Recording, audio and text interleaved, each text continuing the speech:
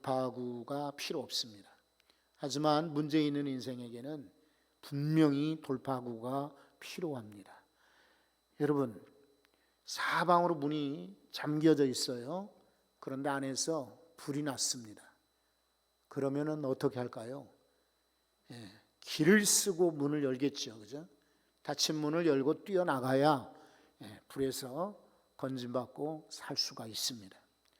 그와 같이 우리들의 인생 가운데 문제가 있을 때 돌파구, 뚫고 나가는 힘이 있어야 합니다. 그런데 어떤 사람들은 그것을 엉뚱한 데서 찾습니다. 자기 최면 혹은 자기 능력, 자기 계획, 통장, 또 때로는 친지인척, 친구, 세상의 권력들 힘에서 돌파구를 열려고 애를 쓰는데 아무리 열어봐야 열리지 않습니다. 엎드리는 것이 돌파구입니다. 성도들에게는 엎드림이 귀한 줄로 믿습니다. 민수기 14장 본문은 이스라엘 백성들이 광야 생활을 겪는 중에 이 가네스라는 지역에 도착하게 됩니다. 이 지역에서 있었던 이야기를 소개하고 있습니다.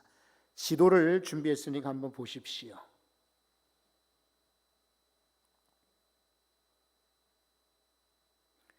가네스 바네아 지도를 한번 보시면 이 남쪽에서 이게 지도가 이렇게 눌려 있기 때문에 좀 퍼져 보이지만 실제로는 더 길쭉합니다. 어쨌건 맨 아래에서부터 출발해서 위로 북상하게 되는 것입니다. 쭉 이제 올라가게 되면은 이제 네겝이라는 사막 지역을 지나게 됩니다. 그리고는 산지로 올라가죠. 거기 이제 헤브론 이런 지역이 소개되어 있습니다. 그리고 더 올라가면은 이제 하맛 옥위 르홉이라고 했습니다. 그리고 헤브론을 지나서 에스골 골짜기까지 이르게 되고요. 결국 거기서 포도나무 이제 줄기를 하나 따가지고 그리고 석류 그리고 무화과 열매까지 이제 따서 아마 가지고 왔던 것 같아요. 왜냐하면 모세가 그렇게 하도록 당부를 했기 때문입니다. 이 정탐의 기간은 지도를 내려도 되고요. 이제 40일간 걸렸습니다. 40일 동안 남쪽에서부터 저 북쪽까지 가나안 땅을 다 두루 다니며 정탐을 한 것입니다. 그리고 이제 가네스 이곳에 도착하게 되었다. 바로 26절, 13장 26절에 그렇게 소개하고 있습니다. 모세와 아론이 지도자였고 이스라엘 온 회중이 모여 있는데 거기서 정탐꾼들이 보고합니다. 말로만이 아니라 거기서 가져온 과일까지 보이면서 보고를 합니다. 자, 27절을 한번 열어 주십시오. 13장 27절입니다. 여기 말씀을 한번 27절 다 같이 봅니다. 모세에게 말하여 이르되 당신이 우리를 보낸 땅에 간즉 과연 그 땅에 젖과 꿀이 흐르는데 이것은 그 땅의 과일이니이다. 아멘. 여러분, 이 정탐꾼들의 보고를 일부러 27절을 골라 읽게 한 이유가 있습니다. 모세는 항상 이 가나안 땅을 일컬어 하나님이 우리에게 주시는 땅 이렇게 소개합니다. 그런데 오늘 27절에 보면은 정탐꾼들은 뭐라고 말합니까? 다시 한번 성경 보십시오. 모세에게 말하여 이르되 뭐라고 하죠? 당신 우리를 보낸 땅이라고 합니다. 이게 차이인 거예요. 모세는 벌써 믿음으로 하나님이 우리에게 주시는 땅 이렇게 소개하고 있는데 정탐꾼들은 그냥 당신이 우리를 보낸 땅, 차이가 크죠. 그러다 보니까 부정적인 그런 보고를 하게 됩니다. 28절입니다. 그러나 그 땅 거주민은 강하고 성읍은 견고하고 심이 클 뿐 아니라 문제가 있는데 거기에는 어떤 자손이 있다고 했습니까? 아낙 자손들, 거인족입니다. 신장이 큰 그런 원주민들이 살고 있더라는 거예요. 그러니까 우리가 아무리 갔다 왔지만은 거기 땅도 크고 성도 크고 성읍이 견고하고 거기 원주민들이 키가 커서 우리가 감당할 수가 없어요 라는 부정적인 보고를 하는 것입니다. 자, 30절에 이 이야기를 듣고는 갈렙이 잠깐만 그러면서 중간에 보고를 하지요. 30절 갈렙이 모세 앞에서 백성을 조용하게 하고 이르되 우리가 곧 올라가서 그 땅을 취하자 능히 이기리라. 여러분 갈렙의 보고를 다시 한번 주목해 보십시오. 우리가라고 말합니다. 그래도 이 갈렙은 제가 하겠습니다라기보다 함께 우리 갑시다라고 말하지요. 그리고 우리가 더 준비해가지고 그 땅 견고하고 성읍이 크고 그 땅 사람들이 우리와 전력 비교가 어려울 터이니까 좀 준비해서 무장해서 갑시다라고 말하잖아요. 곧 올라가서 그 땅을 취하자 우리가 이기리라라는 그런 긍정적인 보고를 합니다. 하지만 이 보고가 마치기도 전에 곧이어 31절에 그와 함께 올라갔던 사람들은 말합니다. 우리는 능히 올라가서 그 백성을 치지 못하리라. 그들은 우리보다 강하니라. 이제 32절이 오늘 한번 더 주목할 내용입니다. 32절을 한번 보십시오. 이스라엘 자손 앞에서 그 정탐한 땅을 뭐라고 말합니까? 악평하였다라고 말하고 있습니다. 이게 이제 부정적 보고하는 사람과 긍정적인 보고하는 갈렙과의 차이입니다. 악평을 하여 이르되 우리가 두루 다니며 정탐한 땅은 그 거주민을 삼키는 땅이다. 거기서 본 모든 백성은 신장이 장대한 자들이다. 여러분 어떤 사람이 뭐 신장이 좀 크다 할지라도 어떤 사람은 그래도 크고 어떤 사람은 작기도 하지 않겠어요? 그런데도 불구하고 우리가 본 그 자손들 자기들이 봤으니까 여기 보지 못한 이스라엘 백성들은 그 얘기만 들을 거 아니에요?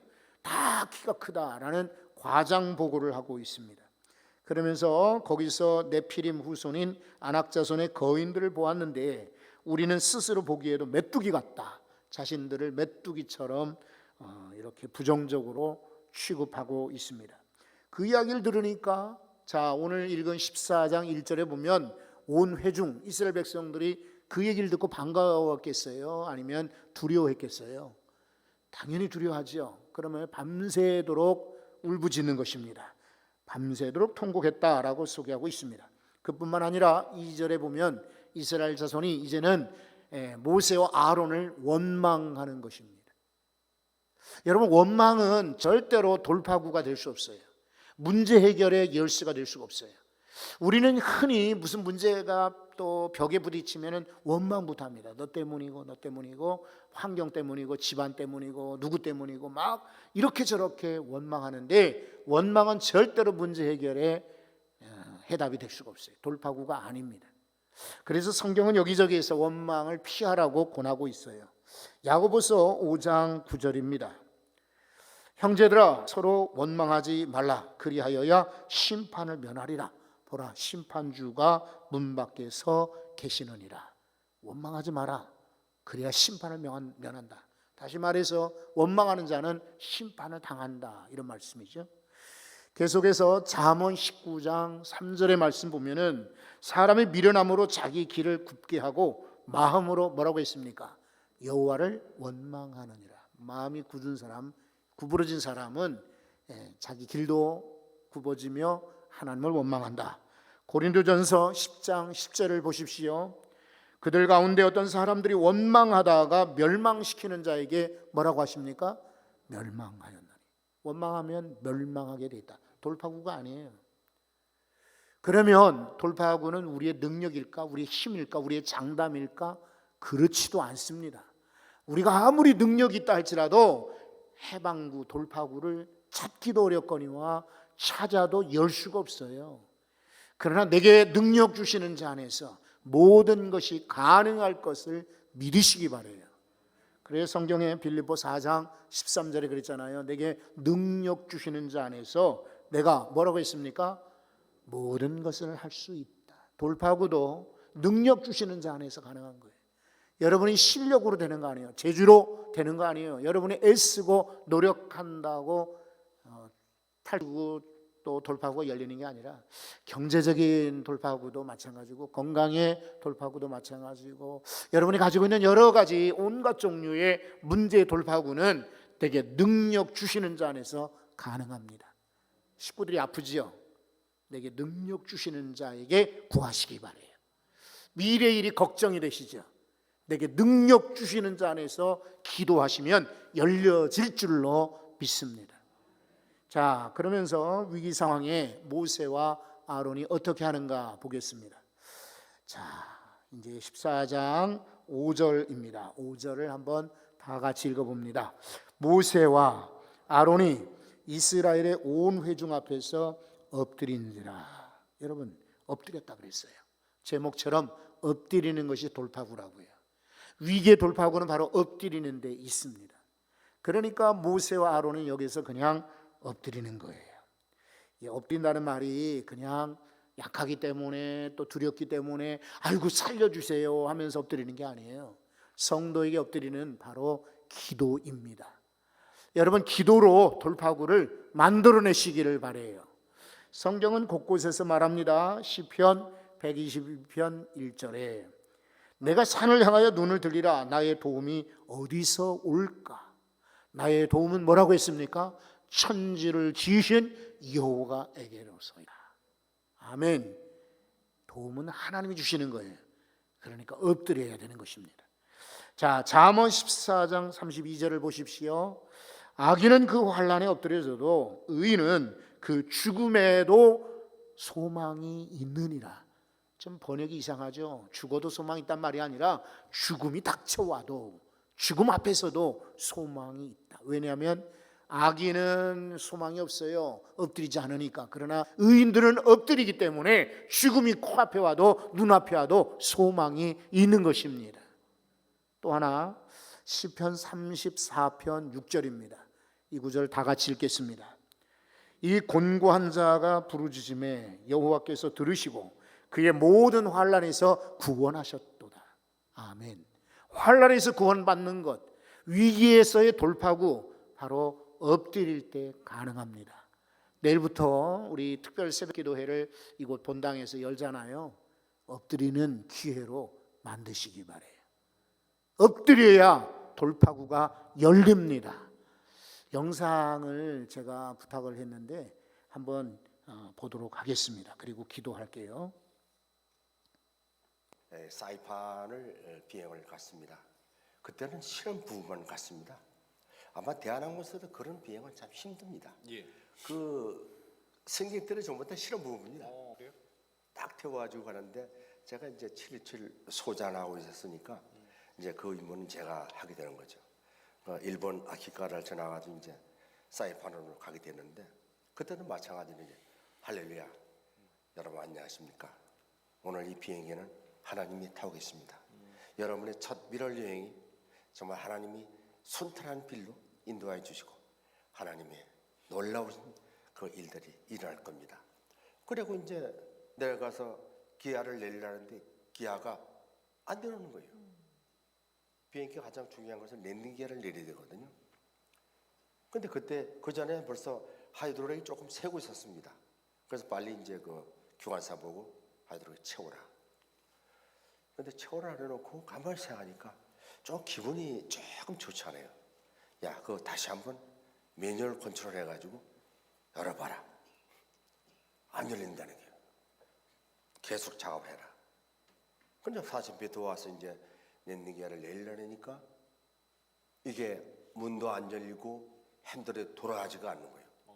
비행기는 벌써 괌과는 연료까지 넣고 와서 40분 관료를 다 쓰고 이제 나머지 한 20분 연료밖에 없는데 그동안 일을 못하면은 이제 바다에 이제 뭐 앉든지 또는 땅바닥에 앉더라도 그 포어스 랜딩이라고 이제 바퀴를 집어넣고 땅바닥에 그냥 앉고 있습니다. 슬라이딩으로. 예, 슬라이딩으로.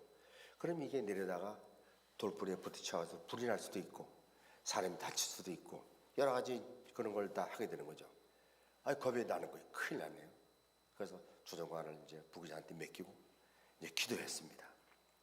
기도했는데 부기장이 뭐라 하냐면 기장님 이 중요한 시기에 기도는 무슨 기도입니까? 이 사람은 불교를 22년 동안 믿은 사람이에요. 그러니까 교회에 기도하는 것에 대해서 아주 거부를 느끼는 사람이에요. 아니야 하는데 기도해야 돼요. 기도했더니 갑자기 하늘에서 황금가루가 쭉 떨어지는 거예요. 떨어지면서 어린이 찬양대가 찬양을 쫙 부르는 거예요. 쫙 부르면서 이사야 41장 10절 말씀. 그 말씀이 나에게 오는 거예요. 놀라지 말라. 난 너희 하나님이니라. 내가 너를 도와주고 내가 너를 오른손으로 도와주니까 걱정하지 말라는 그 음성이 들리는 거예요. 그때 소리가 들리는 거예요. 삐끗하는 소리 들리는 거예요. 그 소리가 좀 컸으면 좋겠는데 계속 삐끗하고 삐끗하는 그 두 바퀴가 돌아갔어요. 두 바퀴가 돌아가니까 두 바퀴에 발을 돌리니까 앞에 노숙이야 앞바퀴가 탁 내려오는 거예요. 빨리 보고해라. 이제 다 해결됐으니까 우리는 사이판에 착륙할 수 있도록 해라. 이름이 너무 기분이 좋아가지고 사이판 여기는 K5725 비행기, 우리는 비행기가 바퀴가 다 나왔다. 착륙을 달라. 그러니까 그 사람이 안 믿는 거야. 저런들이 거짓말 해가지고 활주로에 앉으면은 사람은 안 죽어요. 활주로에 앉으면은 밑에 활주로가 있으니까 비행기만 좀 상하지 사람은 안 죽는다. 그러니까 거짓말하고 내리는 줄 알고 아니라 이게 얼른 이제 마이크를 잡고 아이 캡틴 내가 말한다. 기장이 말한다. 밖에 나왔다. 그래서 빨리 비행기를 유도해가지고 활주로 이제 정상으로 딱 있는데 달빛이 오른쪽에 한 45도 방향에 달빛이 쫙 비치는데 그렇게 너무나 감사한 거예요. 그래서 내려서 이제 상주해가지고 이제 들어오는데 비행기는 토잉크가 좁아가지고 이제 비행기를 가지고 들어왔다고요. 손님들을 다 이제 하나씩 다 나갈 때 다 꺼안고서 손뼉 치면서 예수 믿으라고 다 말하고 들어가 보니까 부기장이 그 알루미늄 판에 무릎을 꿇고 있는 거예요. 왜 거기 있느냐 하니까 기자님 제가 잘못했습니다. 얼마나 또 본인 놀랬겠어요. 내가 기자님한테 그런 정말 참 무식한 얘기를 했다 잘못했습니다. 기독교가 처음에 살아있는 종교라는 것을 이제 깨달았습니다. 저는 22년 동안 불교를 믿었지만 한 번도 그런 일을 본 적이 없는데 교회 장로님하고 비행기 타니까 이런 일이 생기는군요. 저는 오늘부터 예수 믿을 겁니다. 그래가지고 그분 전도하려고 그랬네요. 예, 그래서 그분 전도해가지고 그분이 이제 대한항공을 그 좋은 대한항공을 들어와서도 사표를 내고 이제 미국으로 가가지고 목사님이 됐어요. 기도하겠습니다. 거룩하신 아버지, 우리 인생 가운데 엎드릴 때가 분명히 필요합니다. 바로 지금이 아닌가 싶습니다. 그래서 새벽부터 엎드리려고 합니다. 그리고 이 시간에도 엎드립니다. 하나님 우리를 살려주시고 우리를 회복시켜주시고 이 땅을 고쳐주시며 다시금 코로나에서 이기게 하여 주시기 원합니다. 하나님 엎드리는 성도들 분명히 돌파구가 열릴 줄로 믿습니다. 자녀 때문에 엎드리고 건강 때문에 엎드리고 돈 때문에 엎드리고 사람들 때문에 엎드리고 힘들어 엎드릴지라도 하나님은 아시고 건지시며 열어주실 줄 믿사오니 우리 온 성도들이 엎드리고 또 엎드려서 응답받는 새벽기도에 특별 새벽기도에 되기를 간절히 소망합니다. 5일간의 역사가 기적을 경험하게 하시고 은혜를 경험하게 하시고 하나님 새로운 창조를 경험케 하여 주옵소서. 젊은 사람들 꿈을 꾸게 하시고 노년의 때에 복을 얻게 하옵시며 한참 일할 때에 하나님으로부터 주어지는 힘을 얻게 도와 주옵소서. 하나님이 함께 하실 줄 믿습니다.